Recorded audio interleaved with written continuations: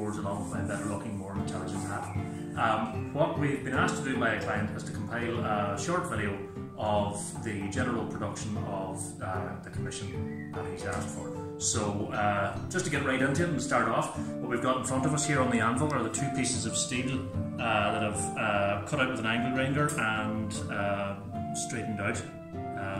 There's one not straight yet, but we'll be doing a bit of that work in there. And basically, we're just going to take you through, start talking to camera or from the camera about all the different bits and pieces involved in the production of this sword and dagger set.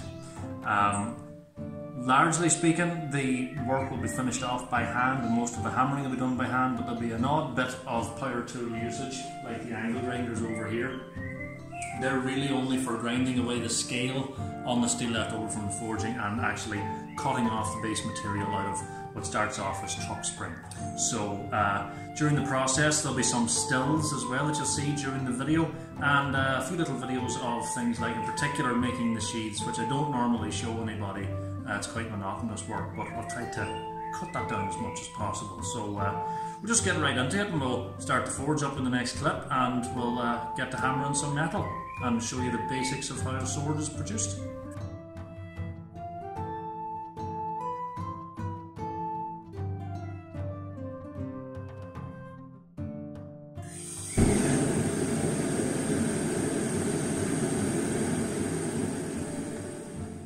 Alright everybody, this is the very beginning of the whole process. This is a piece of truck spring that tapers from about 1/4 of an inch thick all the way down to an inch.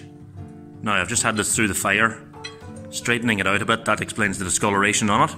Rounded the edges so that the hammer blows are going to be providing a nice cross section to the blade. We'll start off initially by sledging this piece and then moving on to hand hammer work. This is the beginning of a 2.5 day process. Right everybody, this is the beginning. Now we're going to form the tip of the blade here. I'm just going to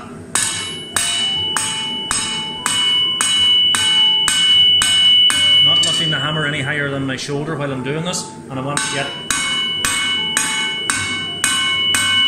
to get every side of the blade taken care of. So you can see I'm indenting it on both sides. This then leaves a bowl in the steel at the top, which has to be hammered out by flattening the blade out. This is the beginning of the blade process, and you could have a hammered blade finished in about a day, excluding all the sledging. So you just keep this colour now, this dark red colour. You can still hammer it, but it's incredibly hard material, so we'll have to put it back in the forge for another run of hammering. You've only got about 15 seconds worth of decent heat before you have to reheat it again. So.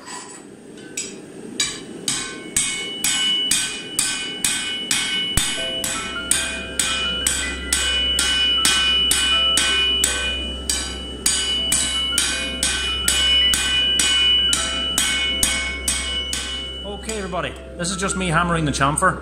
Blade's laid flat first and then moved over to the side slightly, and the hammer's held at an angle, and the usual bash bash. I'm just bashing this very lightly in the beginning because there's a lot of slack coming off it. I don't want it going up into my face or across the anvil too much. I'm going to turn it over, and you can see there slight depression made on the tip of the dagger here, and that's what begins to form the diamond cross section there. A few more hours with the hammer and that to go.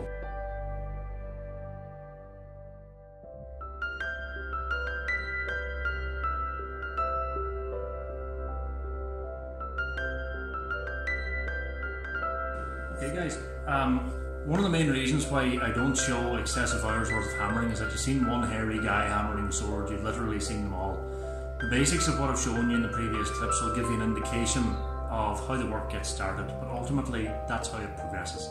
You just make it pointy at both ends and then hammer it flat in one place for the time and hammer it into a diamond cross section for the other.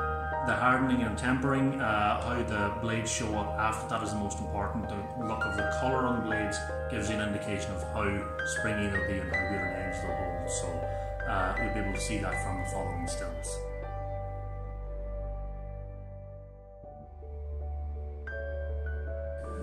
Okay guys, if there's a drone in the background of this clip, it's because the forge is still on. I'm heating metal at the minute. This is the rough diamond cross section on the centre of the blade. Now, forgive the shape of my hands. I'm just going to show you the basic filing process. You're drawing the file across the metal. This is for the two items, sword and the dagger. This is going to take about 6 hours, 7 hours worth of filing. You've got to get rid of A, grinding marks from the rough grinding of the blade, and B, the actual indented hammer marks that the angle grinder can't touch. So it's a long process. The hands can fatigue, so you have to take your dead level time with it. You can also wear gloves if you want, but I've found that the best way of doing this is just taking a lot of time to do it.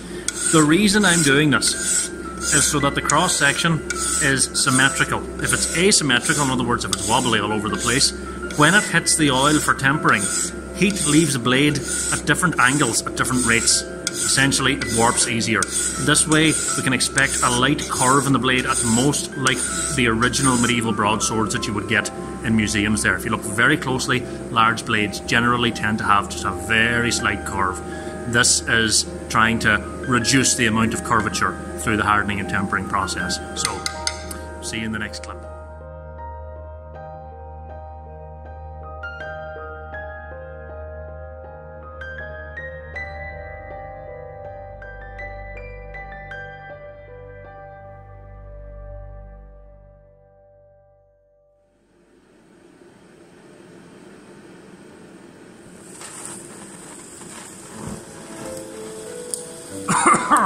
Yikes.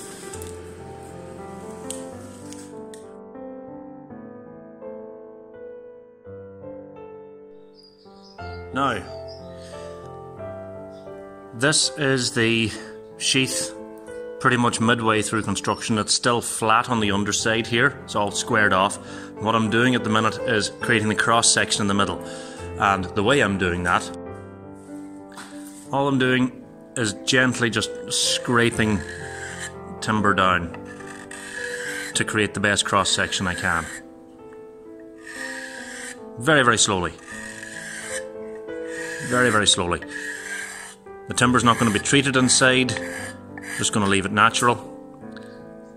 You can see some of the shavings there. It's quite a slow process actually, making a sheath. The proper way is quite a slow process. And there, some kindling for later on.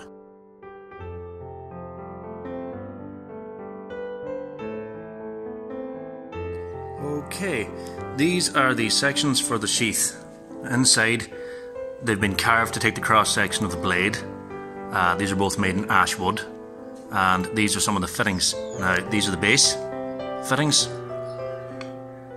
They're going to be acting as a counterweight to keep the tip of the sheath down when the blades are in them. Over here is the sheath for the dagger, and these are some of the mid plates. Now, still need a little ring welded on both of those to take leather or steel to attach it to the belt. These are coming along quite well actually, and the edge here is about 4 or 5 millimeters worth of solid timber, which is good for the longevity of the sheath.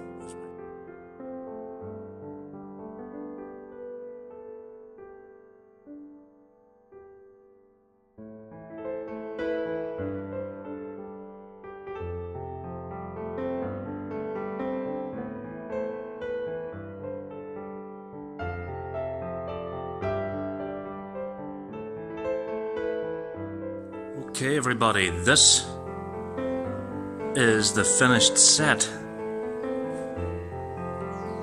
And they look absolutely stunning together. Just going to circle round here. The dagger has a blade over 1 foot long and is counterbalanced, same as the blade. We've got a family motto here, bear and forebear, and a family crest for the McAvoy family.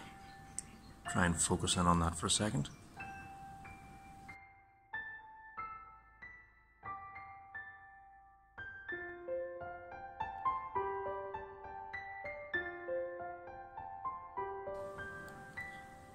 Now, each of these is made of high carbon steel. They hold an edge hard enough to do any standard cutting that a broadsword from the medieval age would have done. They also have armour-piercing tips, and by armour-piercing I mean slightly raised and designed to go in through nooks and crannies in plate armour and, in particular, chainmail, which is what the very, very fine tip of the dagger here is used for.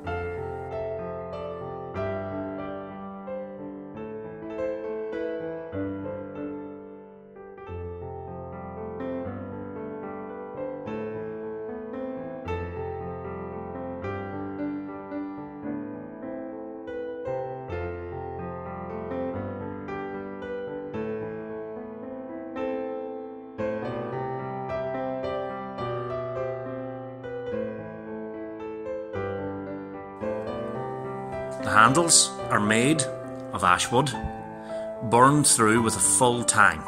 And the idea behind that is to provide maximum strength. So if you're using them with armoured gloves, you can turn the sword or the dagger upside down and use them like a club.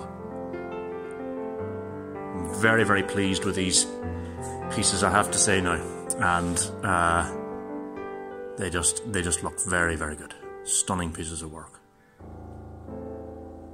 Took a good long while, but no good job is done quickly.